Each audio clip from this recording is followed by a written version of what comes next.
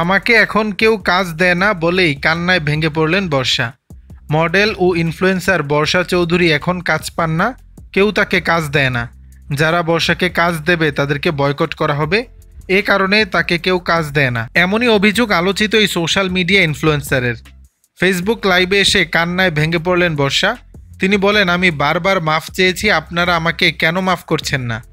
এবার একটু থামেন প্লিজ। আমার এই দুই কাঁধে অনেক দায়িত্ব, অনেক দায়িত্ব।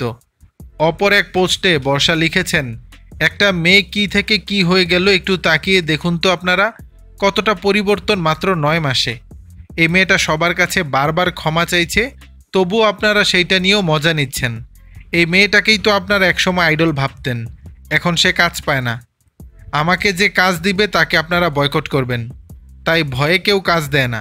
তিনি বলেন, একবার আমার জায়গায় নিজেকে দাঁড় করিয়ে দেখুন কি পরিস্থিতিতে আমি আছি। আর কত কষ্ট দিবেন আপনারা? আল্লাহর কাছে ক্ষমা চাইলে ক্ষমা পাওয়া যায়, কিন্তু আপনারা কেন ক্ষমা করতে পারেন না? ফেসবুকে একই দিনে দেওয়া আরেকটি পোস্টে লিখেছেন, আগের আমি আর এই আমির মাঝে অনেক পার্থক্য। এখন আমার ওজন মাত্র 40 কেজি, শরীরের অবস্থা একটুও ভালো না, কতক্ষণ টিকে থাকবো জানি না। চারিদিকে এমনভাবে ছোট করে ফেলেছে আমাকে সবাই, কেউ কাজও দেয় না। দর্শক, বিষয়টি নিয়ে আপনাদের মতামত জানাবেন নিচের কমেন্ট বক্সে।